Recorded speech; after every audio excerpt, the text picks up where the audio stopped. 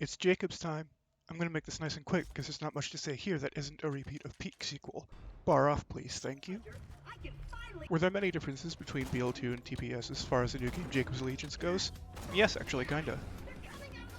For TPS, I didn't have access to a shield for a while, and the same rings true for BL2. I was allowing non-competitor shields up until the very second I hit level 30, where I immediately went to nab a Rough Rider. I waited until level 30 because that's the minimum level of the DLC where you get the Rough Rider. Did I encounter many issues between now and then? Not really. It's super easy to accidentally be doing a Jakobs Allegiance 0. And that brings me to my decision to do BL2 Allegiances again, and my decision to play 0 when I do them. I do have build restrictions for Allegiances, yes, but as it turns out, 0 only has 3 skills total that would even conflict with those rules. Also, his skills are shockingly well balanced for any manufacturer. Crit gives a little extra to Jakobs, but without elements, they kinda need it. And after downloading a max level 0 and doing some testing, I'm very happy doing Allegiances as him. As you can see here, Badma was a bit of a challenge, especially with how underleveled I am. I farm him for XP. Badma is also a pretty good source of non-unique, so I was able to get upgrades there too.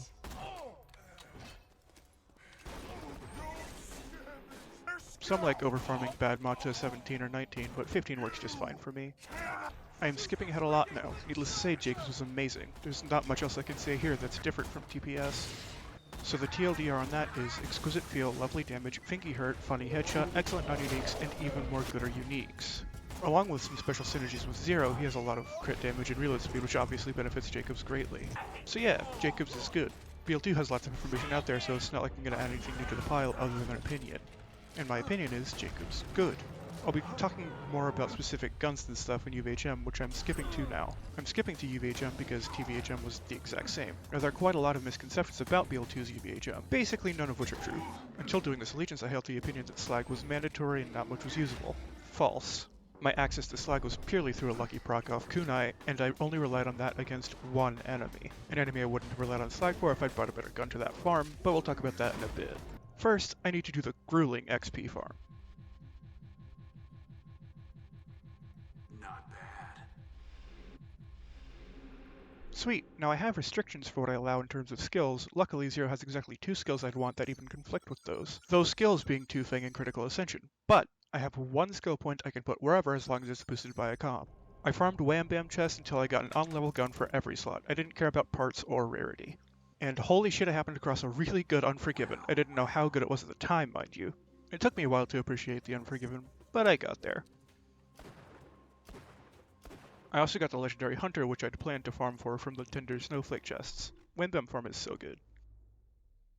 Now is as good a time as any to explain the one useful thing I get from the Rough Rider. Fearless, which will make Unforgiven shoot faster. That's it, that's all I get. Here's the guns I was able to nab. I got lucky with a good Gatling gun. I love the Gatling gun. Now it's time for me to get a specific relic, and time for you to mention another restriction I have. No offensive relics, at all. Banned. Didn't expect to one-tap that guy. See? You don't need Slag, fellas. And I'm playing all of UVHM with a Rough Rider, no Moxie weapon, as 0, and died less than I did as Salvador with a fully built tank tree. Gosh, I love Gatling guns. Reminds me though, you might think Bor goes against my rules, but you're stupid because I never told you those rules. Anyway, Tinder Snowflake was a fun fight. Not having shield was an annoyance a lot of the time, but it's not like I was constantly dying either. Well, not due to a lack of shield anyway. The relic I was after was a tenacity relic, by the way, which I got. Grenades are another thing I should mention. I don't have any. Moving on. This DLC was rather annoying. There's one, maybe 2 enemies with easy crit spots, and just about all of my damage is from crits. I ended up spamming buckshot until I died, which was neither fun nor ammo efficient. I needed so many guns from this DLC too. Don't even get me started on Scalians deciding not to take damage anymore. I needed to basically beat this whole DLC, by the way.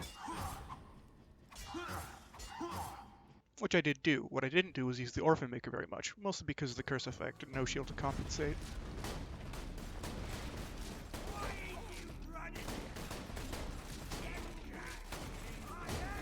This is another DLC I had to do all of. This is a long playthrough. It was 48 hours, but it felt so much longer than it was, which is the nature of BL2, I suppose. The greed, by the way, is very nice. It competes with Maggie and Fleshy Fellas as long as you're getting crits.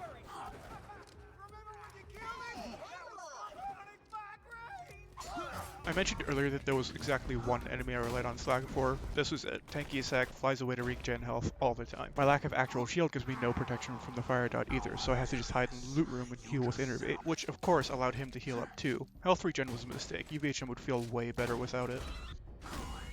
Eventually I got the kill down semi-consistent. Maggie was optimal. Without Slag it takes forever. Now that that's out of the way, let me give my general opinions on some specific guns, starting with the Hammer Buster. It's good, low recoil for a Jakobs, so it's not a terrible weapon to use in Fight for Your Life, considering I don't have any rocket launchers. Unfortunately, since I think scope reticles are dependent on the type of barrel on the gun, this and the Thompson both have a shit reticle, which makes it hard for me to use it at any significant range. Long story short, I prefer a Gatling gun. While we're in Heroes Pass, I'll use TK's Wave. I like it best here, and it's pretty good. Unfortunately, it's slept on because of the Lady Fist. Oh wait, I have the wrong class mod on. As I was saying, TK's Wave is very good, especially against loaders, but as demonstrated it still works very well against humanoids.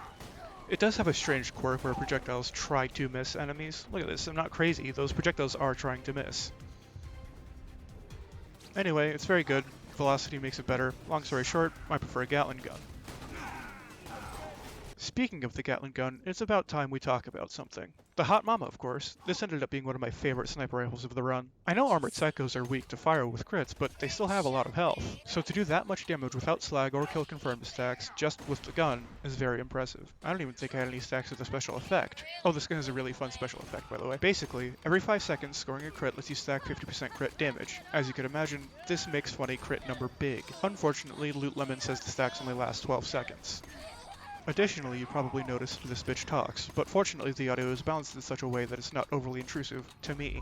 Lastly, the general vibe, bolt action E-Tech sniper rifle, extremely satisfying to me. I love how bolt action snipers feel in Borderlands.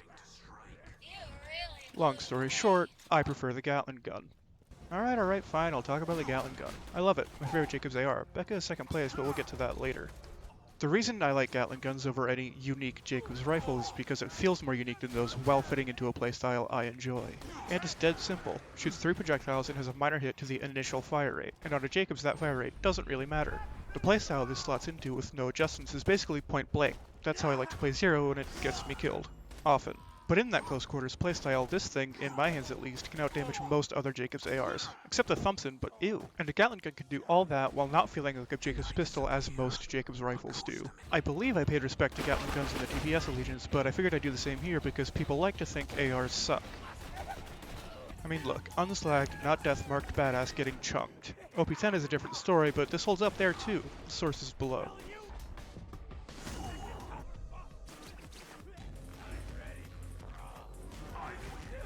Let's see, most of this stuff isn't super interesting. Oh, I know. The Twister. Open I had to cheat in because the farm is super annoying and takes forever. Yeah, it's not bad at all, but with each pellet doing 400k damage and 19 of those pellets, it's not gonna be bad. It should be noted that I have velocity, which allegedly makes this gun slightly worse, but it still did lots of damage all things considered. Tricky to hit crits with it because of the whole twisterness of it all. We'll talk about sniper rifles briefly because unfortunately there's a definitive best Jakobs sniper rifle. Thanks, Power Creep. The Godfinger here is the best single shot damage of any gun in the game, on paper, but in practice it sucks ween. Because in order for it to do that high damage you need to be very far away from your target, which isn't going to happen on most maps. The Hawkeye is neat on paper also, lower base damage, high crit, but it has stupid zoom. I hate too much zoom, so it sucks. And the Amigo Sincero is just the best one, if you don't suck at aim like I do. Highest base damage, semi-auto, no stupid zoom. That's a good showcase for why I like bolt-action snipers though. I spam too much with semi-auto ones, which is a me problem, I know. Now, I didn't give the Unforgiven a fair shot for a while. As it turns out, I really like it. In the likely event you've seen Mick beat OP10 with one of these, you might be under the impression that it sucks and you should ignore it. But he wasn't using it too for Unforgiven, which is the best one. The point is, Unforgiven isn't as bad as people say, especially on OP0. It's perfectly usable at close range, but don't expect it to replace something like the Mag in your build. It don't fit that slot. Last but not least is the Becca, another gun that took me way too long to appreciate. Note, velocity makes this gun worse and I have it. But as you can see, even with velocity making the projectile split at the further distance, with some positioning it still works great. It was pretty fun, but I have no fucking clue why people say it's the only good AR, that's wild to me. And before you say, but on OP10, shush. I've seen other ARs do great work at OP10, as will you if you check sources in the description. I have a theory that everything possible in OP0 is also possible in OP10 with a little extra work, so there's lots of good ARs for OP10. But I don't like the Becca's playstyle. Long story short, I prefer a Gatling gun.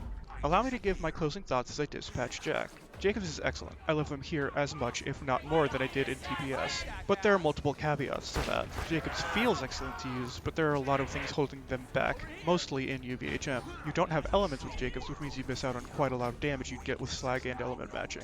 Not only that, but since there's no elements, most of the damage comes from crits, which aren't available or are hard to get on some enemies. None of these things are problems with Jakobs, though. They're all misfortunes stemming from how BL2 operates at UVHM. All that being said, Jakobs still did fantastic, and as another character and or with less restrictions, Jakobs would be top dog in my eyes. Oh, also this is the fastest warrior kill I've gotten so far in Allegiance, so that's cool. Okay, bye.